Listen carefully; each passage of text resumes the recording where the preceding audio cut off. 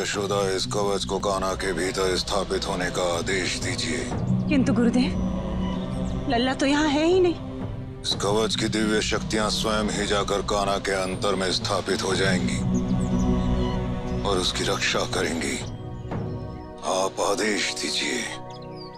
हे मातृ कवच, आप मेरे पुत्र के अंतर में समाहित हो जाइए और उसे प्रेम और दया का मार्ग दिखाइए। यदि कभी अनुकूल स्थितियां हो तो उसका मार्गदर्शन कीजिए और सदैव मेरे पुत्र की रक्षा कीजिए।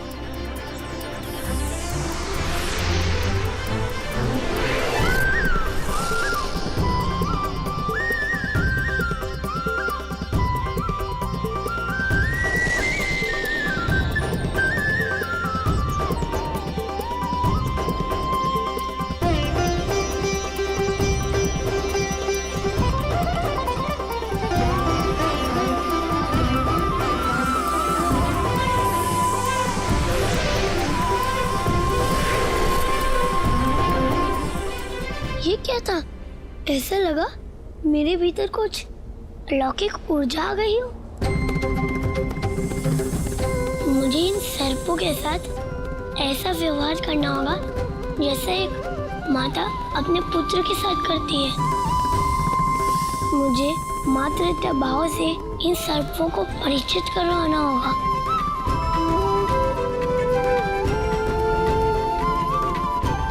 केवल संगीत ऐसा एक माध्यम है जिसके द्वारा मैं सभी सर्पों को ममता के भाव से बांध सकता हूँ। बांसुरी? तुझे लगता है कि तेरी बांसुरी से ये सारे के सारे नाग तेरे मार्ग से हट जाएंगे? वाह रे तेरी बुद्धि, वाह रे तेरा परम अवतार चक्रधारी।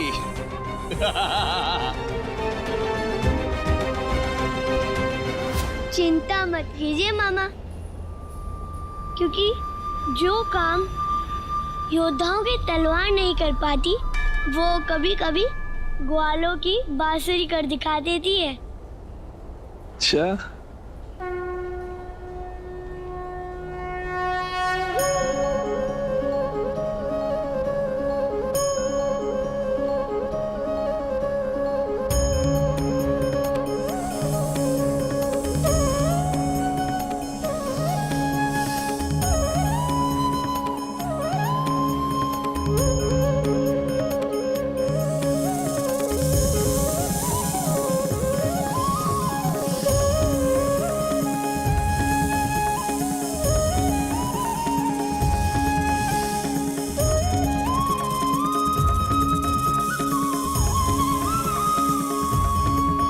यही उचित अवसर है जत्र रथ को अपने अधिकार में लेने का।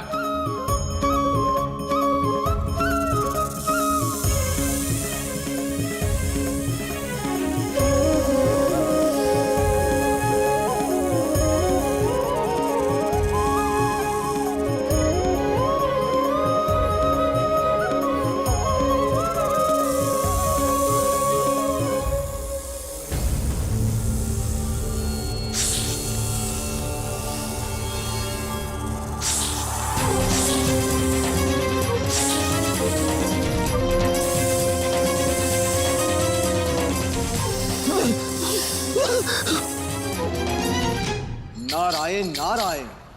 प्रभु, मैं ये नहीं समझ पा रहा कि जब वो रथ आपका है तो उसे प्राप्त करने के लिए कंस का वहां होना कैसे न्याय संगत है, और उस रथ को अपने अधिकार में लेने के लिए वो इतना आतुर क्यों है, इतना अथक प्रयास क्यों कर रहा है? प्रभु देव ऋषि, कंस को भीतर ही भीतर अपने जीवन का भय है। वो अपनी मृत्यु को टालने के लिए कुछ भी करेगा, और इस संसार में अपने प्राणों की रक्षा करने का अधिकार प्रत्येक को है। इसलिए नियति ने भी कंस को जैत्र रथ को प्राप्त करने का एक अवसर दिया है। साथ ही कंस के लिए अंतिम अवसर भी है कि वो कान्हा की शक्ति को निकट से देख और समझ ले। हो सकता है उसके नेत्र खुल जाएं और वो आत्मसमर्पण कर दे। परंतु यदि आज वो चूक गया तो उसका अंत अनिवार्य हो जाएगा। कुछ भी हो देव ऋषि, भविष्य के गर्भ में कई रोचक घटनाएं छुपी हुई हैं। क्योंकि कंस और कान्हा का सामना अब कान्हा के कृष्णा बनने पर ही संभव होगा। और जैसा कि आपको आभास है, कृष्ण कंस के अंत को सुनिश्चित करेंगे। नारायण नारायण, सत्य वचन प्रभु, सत्य वचन। छल का फल देख लिया मामा? चल, मैंने नहीं तूने किया। मैंने अपनी बांसुरी की धुन से इन सर्पों को सम्मोहित किया, फिर जब मैं विजयी होने वाला था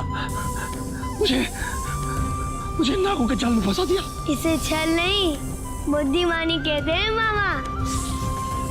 आप मेरे मित्रों के साथ खेलिए, तब तक मैं इस रथ को लेकर आता हूँ। रुक जा, वो मेरा रथ है। तू मुझे पराजित कर इस पर इनकार नहीं कर सकता।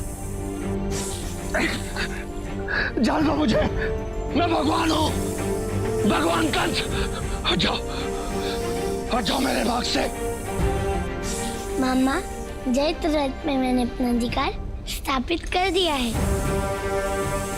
अब मैं एक भांजे का कर्तव्य निर्वाह करते हुए आपको इन सर्पों से मुक्ति दिलवाऊंगा। हे जैत रथ के रक्षक सर्पों, मैं इस जैत रथ का स्वामी यशोदा नंदन कृष्ण आपको आदेश देता हूँ कि मुक्त कर दे मेरे मामा को।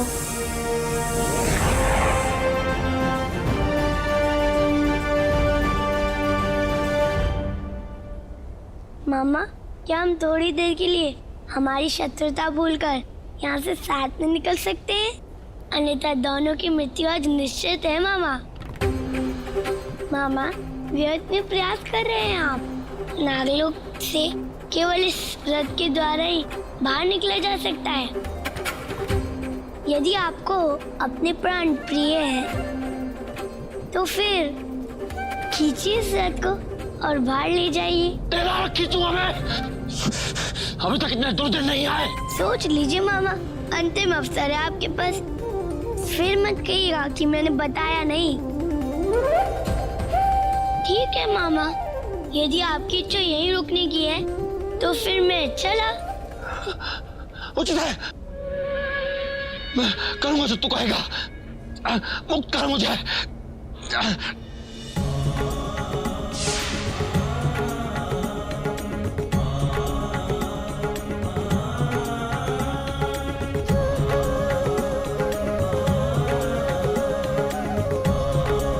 क्या सोच रहे हैं आप? जो करना है शीघ्र कीजिए मामा।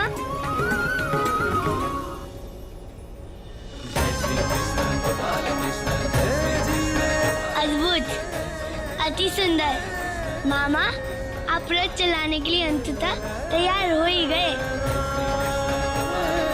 यदि आप थोड़ा और शीघ्र रथ चलाएंगे तो और आनंद आएगा।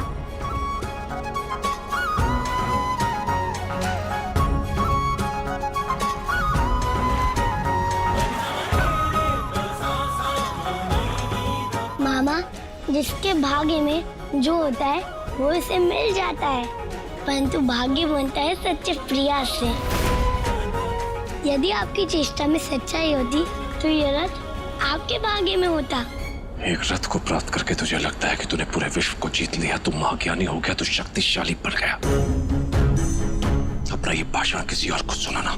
कुछ भी हो जाए मामा, परंतु आपका अहंकार आपका साथ नहीं छोड़ता। यदि तू इस भुलावे में किस रथ की सहायता से मुझे हरा सकता है तो ये तेरा दिव्य स्वप्न है। मुझे तेरा वध करने के लिए किसी रथ, किसी दिव्य शस्त्र की आवश्यकता नहीं है। तेरे लिए मेरे हाथ ही पर्याप्त है। अवश्य, तो शीघ्र ही रणभूमि में भेंट होगी मामा श्री।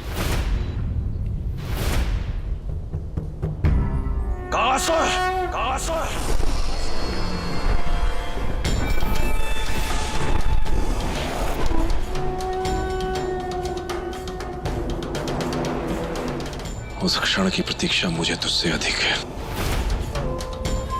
चल।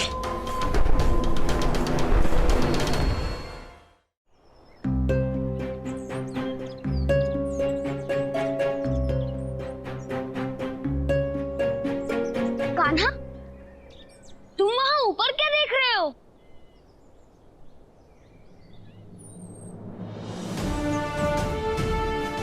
कान्हा, ये तो वही जैत रथ है ना?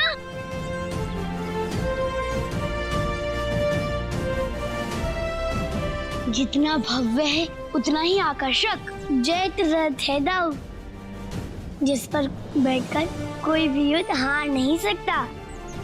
इसकी सवारी करने वाले की जीत निश्चित है दाऊ। फिर तो इस पर बैठने पर अत्यंत आनंद आएगा कान्हा।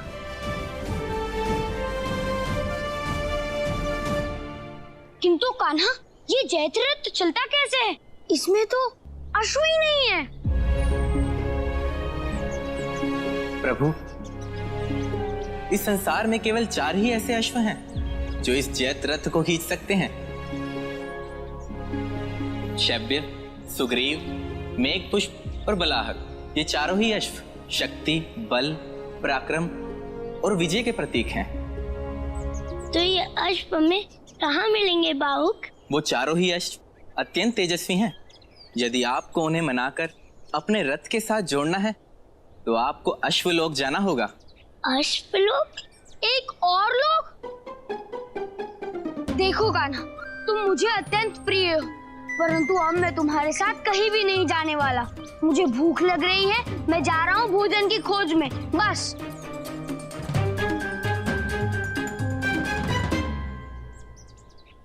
मुझे उन अश्वों को किसी भी प्रकार अश्वलोक से बाहर लाना ही होगा, अन्यथा ये रथ निरर्थक हो जाएगा। नारायण नारायण। प्रभु, अब तो कान्हा को जैत्र रथ भी प्राप्त हो गया है और अब वे अवश्य ही उन 4 अश्वों को प्राप्त करने के लिए अश्वलोक भी जाएंगे। किंतु प्रभु, मेरी एक जिज्ञासा है। कान्हा के धर्म युद्ध की यह प्रस्तुति अंततः संपन्न कब होगी? देव ऋषि, क्या आपका धैर्य टूट रहा है?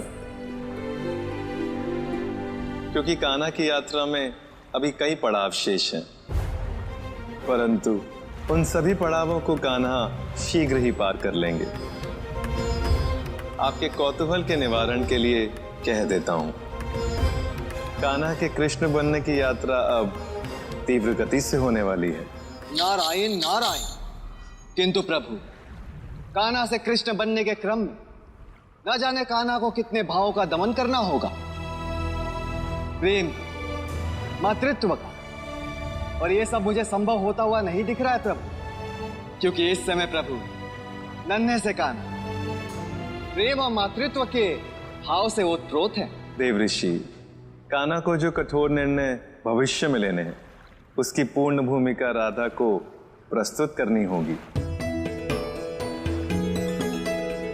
परंतु वो कान्हा को तभी उस कठोर समय के लिए प्रस्तुत कर पाएंगी जब स्वयं ही उतनी ही परिपक्व होंगी। उसके लिए राधा को वैसे ही कठोर परिस्थितियों का सामना करना होगा।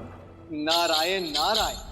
प्रभु, आपकी बातों से मैं अनुमान लगा सकता हूं कि कोई तो लीला चल रही है आपके मन में, है ना प्रभु? देव ऋषि, जो भी होना है वो नियति के अनुसार ही होगा।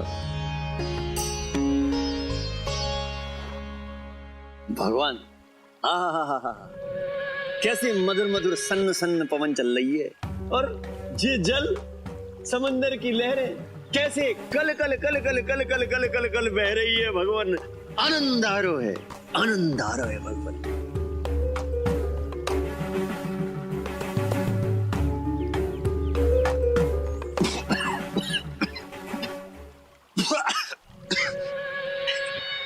विष की तरह खारा है जी, खारो है। मैं देखता हूं भगवान।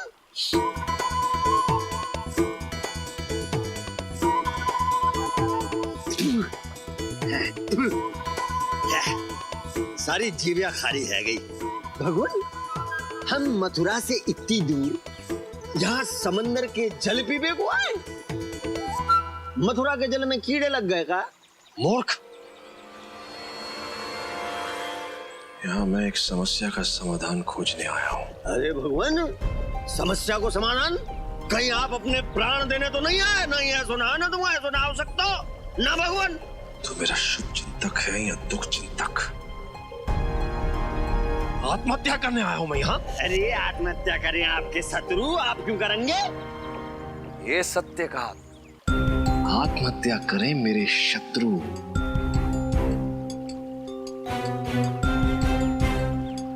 एक गुप्त रहस्य बताऊं तुझे। परम अवतार श्री कृष्ण की शक्ति स्वरूपा राधा की प्रतीक्षा कर रहा है ये समुद्र।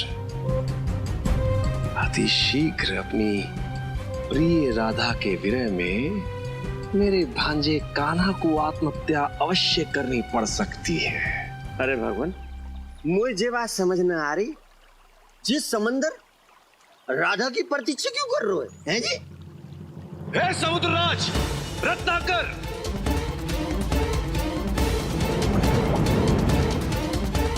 भगवान कंस तुम्हें पुकार रहे हैं। इसे क्षण उपस्थित हो, अन्यथा। भगवान, मुझे लग रहा है आपको स्वर जल के भीतर ना जा रहो, आपको जल के भीतर जाके आवाज लगानी पड़ेगी।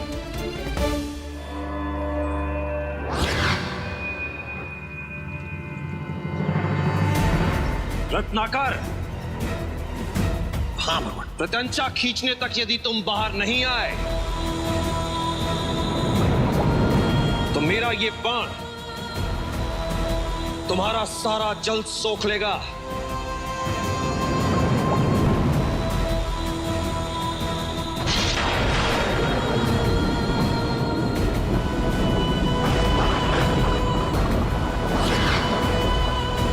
ठहरिए असुरराज। भगवान, रत्नाकर। हे कान्हा, आपके इस जैत रथ को खींचने के लिए उपयुक्त केवल वही 4 अश्व हैं, शैब्य, सुग्रीव, मेघपुष्प और बलाहक। किंतु सारथी, ऐसा क्या विशेष है उन 4 अश्वों में? हम किसी और हर्ष अश्व को पकड़ के अपने रथ में जोड़ देंगे, क्यों कान्हा? नहीं दाऊ, आप केवल अपने भोजन पर ध्यान दीजिए, क्योंकि भोजन के समय केवल भोजन पर ध्यान, अन्यथा हम अस्वस्थ हो सकते हैं। हाँ कान्हा, तुम सत्य कह रहे हो। दाऊ के प्रश्न का उत्तर तो मुझे भी चाहिए बाउक। यही 4 अश्व क्यों, और कोई क्यों नहीं? जिसने पूरे संसार का भार उठाया है, उसका भार इस रथ को उठाना है, तो इस रथ को खींचने वाले अश्व भी विशेष ही होंगे ना प्रभु। और ये वो विलक्षण अश्व हैं जो संसार की संपूर्ण अश्व शक्ति को अपने भीतर धारण करते हैं। इनके अतिरिक्त और कोई भी आपके इस रथ को नहीं खींच सकता। तो आपका कहना है ये 4 हमें अश्वलोक में मिलेंगे? ये विषय उतना सरल नहीं है प्रभु। अर्थात? जब वो 4 अश्व मिलकर किसी रथ को खींचते थे, तब उनमें इतनी शक्ति होती थी कि वो संपूर्ण पृथ्वी का चक्कर एक ही सांस में लगा लेते थे। इस कारण जब देवासुर संग्राम हुआ था, तब देवताओं के रथ को खींचने वाले भी यही अश्व थे। फलस्वरूप असुर कभी देवताओं से जीत ही नहीं पाए। अद्भुत, बड़ा रोचक इतिहास है इनका। किंतु आपके स्वर में हमें खेद सुनाई दिया। अर्थात उनके साथ कुछ दुखद हुआ है क्या? प्रभु, उन्हें अपनी शक्ति का अहंकार हो गया था, और अहंकार होते ही वो संसार से अदृश्य हो गए। जब शक्तिशाली को धारणा हो जाती है कि वो अजय है, तो उसके भीतर शक्ति का अहंकार जन्म ले लेता है, और जिसे कोई शत्रु नहीं हरा सकता, उसे उसका अहंकार हरा देता है। यही हुआ होगा ना उन 4 अश्वों के साथ? अब वो कहाँ हैं, यह बात किसी को ज्ञात नहीं, परंतु जानकार यह अनुमान लगाते हैं कि वो कदाचित अश्वलोक में होंगे, क्योंकि अश्वलोक में हर अश्व अपनी शक्ति का पूरक होता है, जहां उन्हें पराजित करना संभव नहीं। असुरराज कंस, आपके यहाँ आने का प्रयोजन? मैंने सुना है कि तुम्हारे पास संसार का सारा सुख है। ये तो नियति का खेल है महाराज, अथवा कह लें अपने अपने कर्म है। ये सुख कुछ मैंने अर्जित किए हैं और कुछ मेरे भाग्य में लिखे हैं। अति उत्तम। तो मैं ये तुम्हारे सारे सुख देखने यहां आया हूं। महाराज, आप मेरे यहाँ? हाँ, मैं भगवान कंस तुम्हारे यहां। ले चलो मुझे, मैं भी तो देखूं ऐसे कौन से सुख हैं जिनकी प्रशंसा मैंने बहुत सुनी है। सौभाग्य है मेरा असुरराज, स्वागत है आपका समुद्र लोक में। आइए मेरे साथ। अभी तो भगवान जे जल विषतुल्य लग रहा था, अभी समुन्द्र के भीतर जा रहा हूं मैं। लग रहा है भगवान के मक्खन खेल चल रहा है मस्तिष्क में। माया रचने में तो भगवान बिछड़ू से भी आगे निकल गए। वाह भगवान वाह, कछु समझ में ना आ रहा, परंतु आनंद बड़ो आ रहा हूं मैं। सब काम एकदम मक्खन कर दिया प्रभु। चल भगवान, आप आगे आगे, मैं पीछे पीछे।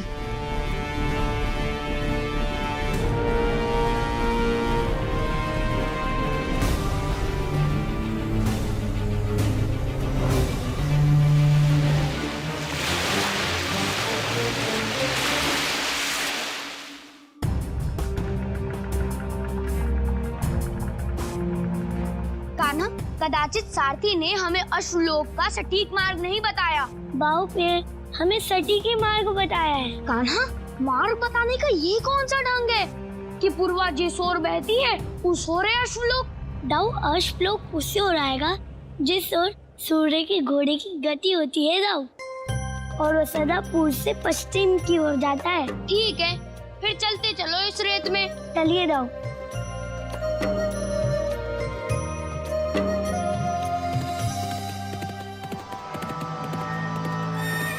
अश्वों के टाप? ऐसा प्रतीत हो रहा है कान्हा कि बहुत सारे अश्व हमारी ओर दौड़े चले आ रहे हैं।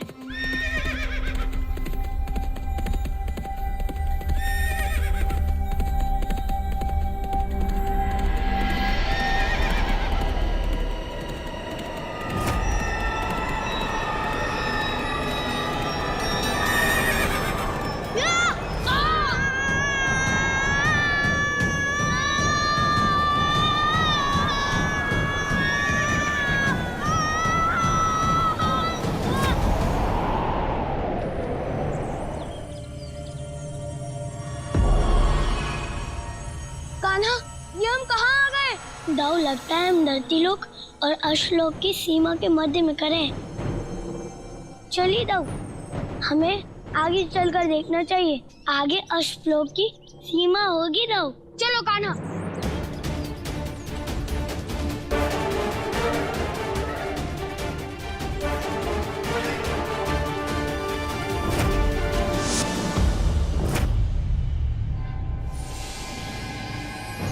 कान्हा, ये पुरुष यहाँ अकेला क्यों बैठा है? यहाँ तो दूर दूर तक कुछ भी नहीं है। दाऊ, बाऊ बता रहा था कि अश्वलोक के द्वार पर एक प्रहरी सदैव बैठा रहता है। लगता है ये वही है। चलिए उससे बात करते हैं। ठीक है कान्हा, चलो। ये अश्वलोक के प्रहरी, हमें अश्वलोक में जाना है। अश्वलोक जाना है?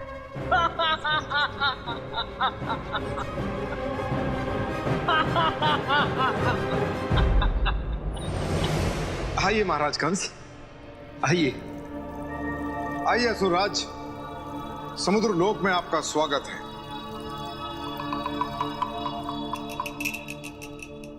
चतुर्दश रत्नों के स्वामी, तो ये है तुम्हारे सुख का सागर?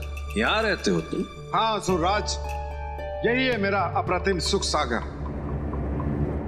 अत्यंत मूर्ख हो तुम। मैंने सुना है कि पहले यहां बहुमूल्य रत्न सुसज्जित हुआ करते थे, अब कहां है? सबके सब रत्न छीनकर उस विष्णु ने अपने क्षीर सागर को सुख का सागर बना दिया। आपने देवताओं को अमृत दे दिया और तुम्हें क्या दिया? शून्य। ये आप क्या कह रहे हैं असुरराज? यही रत्नाकर कि कि समुद्र मंथन के समय तुम्हारे साथ अन्याय हुआ, तुमसे तुम्हारे सारे रत्न छीन लिए गए। ये वही स्थान है ना जहां गजराज ऐरावत खड़ा हुआ करता था, और वो कल्पतरु वृक्ष था, है ना? स्मरण करो रत्नाकर, क्या क्या था तुम्हारे पास और अब क्या क्या है तुम्हारे पास?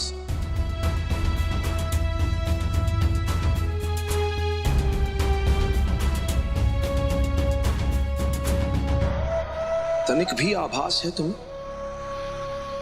कि तुम्हारे साथ ऐसा हुआ क्यों? क्योंकि देवता भली भांति परिचित थे कि तुम्हारे पास जो बहुमूल्य रत्न है उससे तुम संसार के अधिपति बन सकते हो। और देवासुर संग्राम के समय जब देवता असुरों से पराजित होने लगे, उन्होंने तुम्हारे साथ छल करके तुम्हारे सारे रत्न सब कुछ छीन लिया। आपको मेरे बारे में इतना सब कुछ कैसे ज्ञात? ध्यान से देखो मुझे। पूर्व जन्म में मैं काल नेमी था और समुद्र मंथन के समय मैं भी वहां उपस्थित था।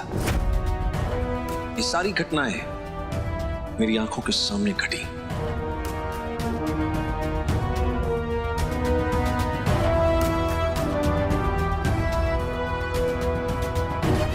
जिसके पास अमृत कलश होता है, संसार का अधिपति वही बन सकता है जो तुम थे। और अब क्या हो तुम? कौन हो? क्या अस्तित्व है तुम्हारा? मुझे इन सब का मोह नहीं।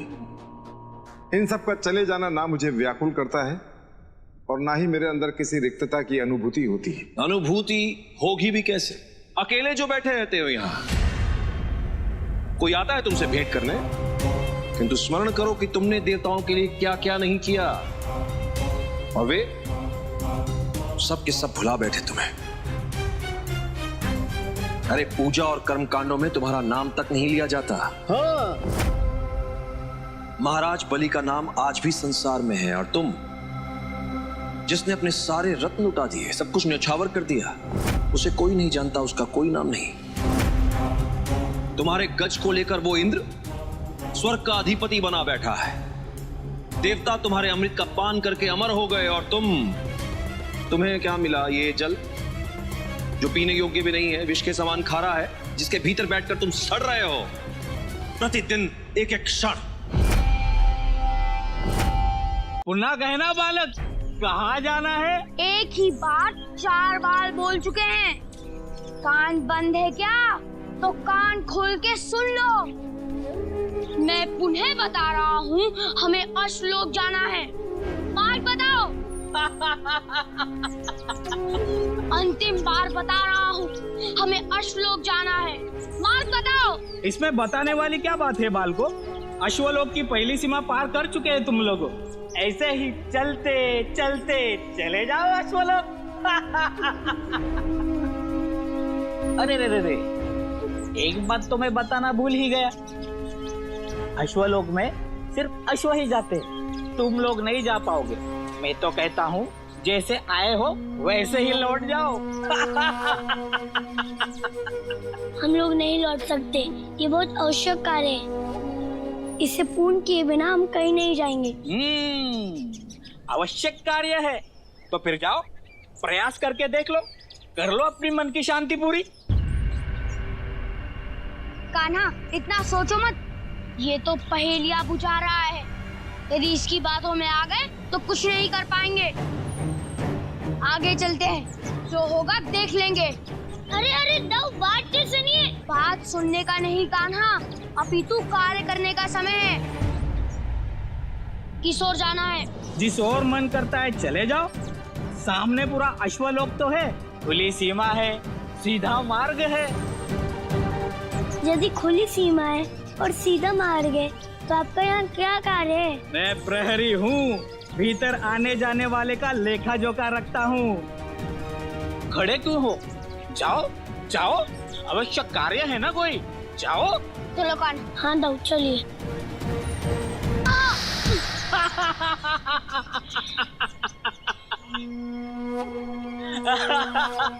इस प्रहरी को तुम दाऊ छोड़िए, मुझे लगता है ये कोई अदृश्य द्वार है। कहना क्या चाहते हैं? कहने को बचा क्या है? सब कुछ तो है देखने को कि तुम स्वयं अपना अस्तित्व मिटाने को तत्पर हो। जो स्वयं का सम्मान नहीं करता, संसार भी उसका सम्मान नहीं करता। कैसा कटाक्ष कर रहे हैं आप? परंतु क्या आपको स्मरण नहीं है कि उस छल में असुरों का भी हाथ था? हाँ, स्मरण है, किंतु असुर तो मारे गए थे। और देवता, ना तो उन्होंने तुम्हें जीने के योग्य छोड़ा और ना ही मरने के। लक्ष्मी भी ले गए। जिसके पास लक्ष्मी नहीं होती वो निर्धन होता है, और वास्तव में तुम निर्धन हो, क्योंकि घर आए हुए अतिथि का सम्मान तक नहीं कर पाए। क्या कहूं तुम्हें, कंकराधिपति या रत्नाकर अधिपति? अब जियो ऐसे ही असहाय एकाकी जीवन। मैं चलता हूं। चलो भद्राक्ष।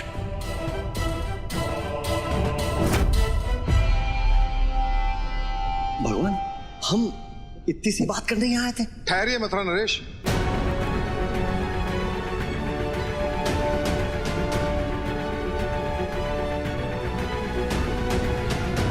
मैं आपका तात्पर्य समझ गया हूं असुरराज। देवताओं ने मेरे साथ छल किया है। मुझे बताइए कैसे मैं उन रत्नों को उनके वास्तविक स्थान पर वापस लेकर आऊं, ताकि अपनी खोई हुई उपाधि प्राप्त करके मैं पुनः रत्नाकर कहला सकूं। एक उपाय है।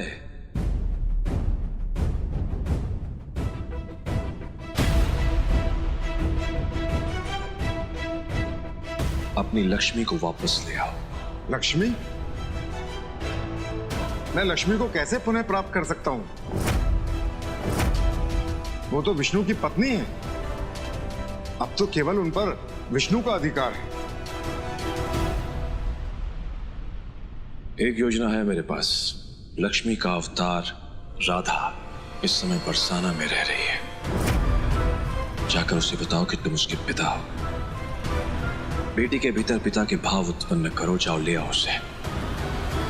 तुम पुनः रत्नाकर बन जाओगे। वृंदावन? राधा? क्या हुआ? अभी तक यही खड़े हो? कैसे लगा अश्वलोक का द्वार? आपने हमें इस अदृश्य द्वार के विषय में बताया क्यों नहीं? बताया तो था कि अश्वलोक में अश्व के अतिरिक्त और कोई प्रवेश नहीं कर सकता। कैसे नहीं कर सकते प्रवेश? हम करेंगे, वो भी इस अदृश्य द्वार को तोड़ के। बस ठहरिए, ये बल की नहीं बुद्धि की परीक्षा है। हमें इस प्रहरी से ही भीतर प्रवेश करने का मार्ग जानना होगा। सत्य कहा आपने, इस द्वार को पार करना हमारे सामर्थ्य के बाहर है। इस कारण हम लौट रहे हैं। दाऊ, चलो कान्हा। ठीक है बच्चों, जाओ बच्चों जाओ। दाऊ, अब मुझे इस प्रश्न का उत्तर मिल गया कि ये यहाँ क्यों बैठा रहता है। ये प्रहरी भी इस द्वार को पार नहीं कर सकता। हा? इसी कारण ये यहाँ बाहर बैठा रहता है। नहीं कान्हा, मैं निश्चित हूँ कि इन्हें पता ही नहीं है कि अश्वलोक है भी कहाँ। ये तो स्वयं आकर मरुभूमि में खो गए और यहाँ हार कर बैठ गए। मैं तुम्हें अभी अश्वलोक का मार्ग बताता हूँ, यही सोच रहे थे ना? ये जो घुमा फिरा के तुम अश्वलोक का मार्ग पूछने का प्रयास कर रहे हो, ये पूरा व्यर्थ है। जब हमें ज्ञात है कि आपको अश्वलोक का मार्ग पता ही नहीं है, तो हम आपसे अश्वलोक का मार्ग क्यों पूछेंगे? आप भी तो हमारे जैसे ही मनुष्य है ना। बालक, मैं मनुष्य नहीं, अश्व प्रहरी हूँ। इस द्वार को पार करना मेरे पलक झपकने जैसा है। आपको देखकर ऐसा लगता नहीं। अरे कान्हा, हमें बालक समझ के मूर्ख बनाने का प्रयास कर रहे हैं। ये आप क्या कह रहे हैं? सिद्ध कर दीजिए कि आप ठीक हैं अथवा हम अबोध। ठीक है, अभी दिखाता हूँ तुम्हें। यदि ये सत्य है तो सिद्ध कीजिए।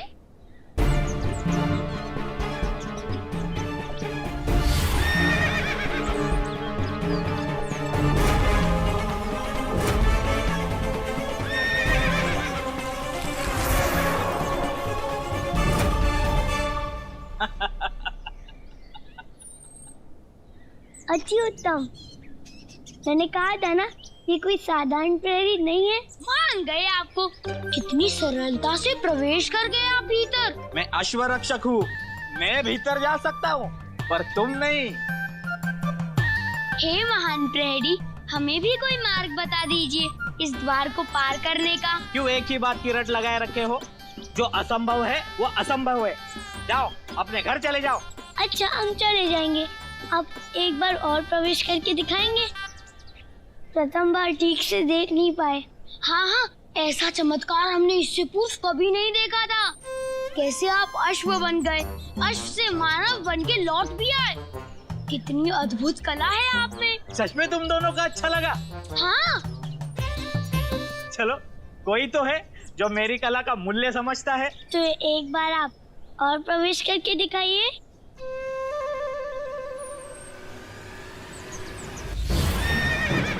लो, शीघ्र इसकी पूंछ को पकड़ लीजिए।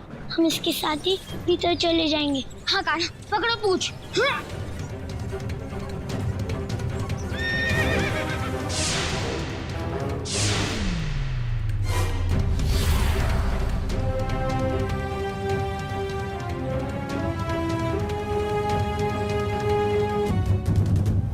ये क्या किया तुम दोनों ने? आपकी सहायता के लिए धन्यवाद। तुम दोनों अश्वलोक में प्रवेश तो कर गए हो, परंतु यहाँ से वापस नहीं लौट पाओगे। तब की तब देखेंगे, अब चिंतित ना हो। तुम दोनों से पूर्व किसी मनुष्य ने अश्वलोक की धरती पर पग नहीं धरे। इतना तो मैं समझ गया हूँ कि तुम दोनों कोई साधारण बालक नहीं हो। परंतु एक बात स्मरण रहे, ये अश्व शक्ति का लोक है, यहाँ कोई और शक्ति निष्फल है। बल कार्य करे या ना करे, परंतु बुद्धि तो कार्य करेगी ना। हमारे लिए वही पर्याप्त है। अब आ ही गए हो तो जाओ जाओ, अपना अवश्य कार्य पूर्ण करो। सचेत रहना और एक दूसरे की सहायता करना। जीवित लौट के आए तो मैं यही मिलूंगा। दाऊ, चलिए, हमें शीघ्र ही उन अश्वों को खोजना होगा। ठीक है कान्हा, चलो।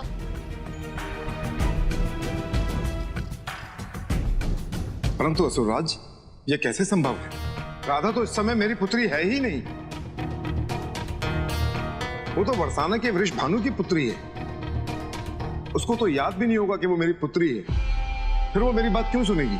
जो कार्य सरल बुद्धि से ना हो, वक्र बुद्धि से किया जाता है।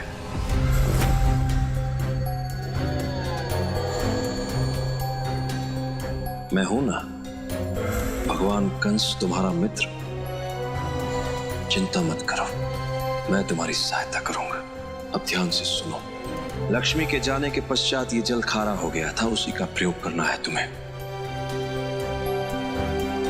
बरसाना के लोग यमुना का मीठा जल पीते हैं।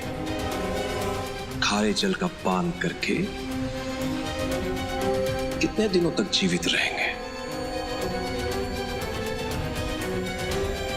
कल्याण हो।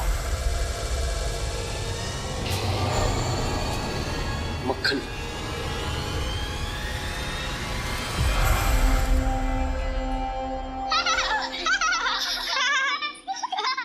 कान्हा ने तो कितनी शांति है ना। अगर वो तो अब तक सारी मटकियां फोड़ चुका होता। अरे चुप, कान्हा सिर्फ दूध से भरी मटकियां फोड़ता है, जल से भरी नहीं। अरे गोपियों, यदि उस ग्वाले को मटकियां दिख जाए ना, तो उसके हाथ में सीधा पत्थर आ जाता है और गुले से सारी मटकियां फोड़ देता है। पता नहीं क्या आनंद मिलता है उससे मटकियां फोड़ने में।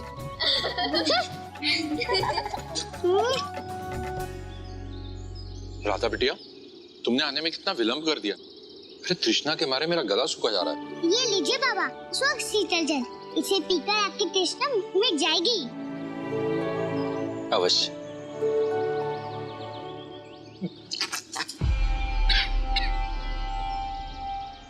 राधा बिटिया, ये जल तुम कहाँ से लेकर आई हो? ये तो खारा है। किंतु बाबा, ये जल तो यमुना का है। नहीं पुत्री, ये तो समुद्र का जल है। बाबा, मैया ने भोजन में लवण अधिक डाल दिया होगा, उसी का स्वाद आ रहा होगा आपको। नहीं बिटिया, लावन भोजन में नहीं, लावन इस जल में है। पीकर देखो। ये तो सच में खा रहा है। मैया मुझे दो।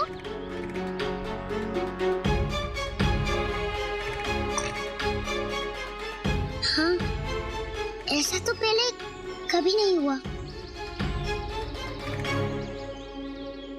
क्या तुम्हारी मटकी में लावन तो नहीं था? नहीं बाबा, मटकी तो हमने स्वयं धोई है। वृषभानु जी, क्या हुआ? सब ठीक तो है? गांव के प्रत्येक मटकी में खारा जला रहा है, कोई भी इस जल को नहीं पी पा रहा है। ये कैसे संभव है? चलिए चलकर आप स्वयं देख लीजिए। अवश्य, चलो।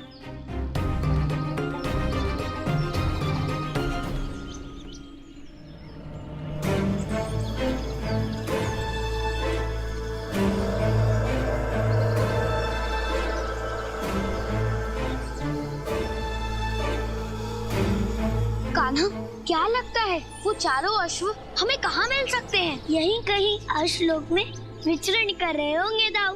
परंतु कान्हा, हम उन्हें पहचानेंगे कैसे? दाऊ, यहाँ तक आ गए हैं तो पहचान भी हो जाएगी। वो कोई साधारण अश्व तो नहीं है, कोई ना कोई विशेषता होगी उनमें, और उस विशेषता से हम उन्हें पहचान लेंगे।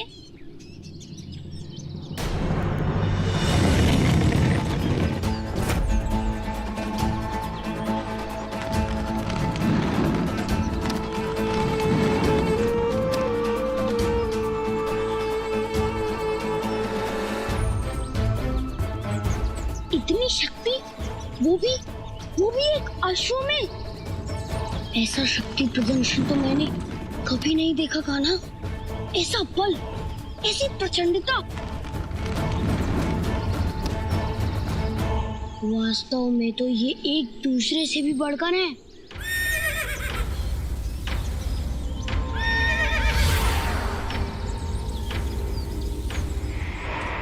शीघ्र चलो, अश्वलोक के सारे अश्वों को महाराज ने बुलाया है।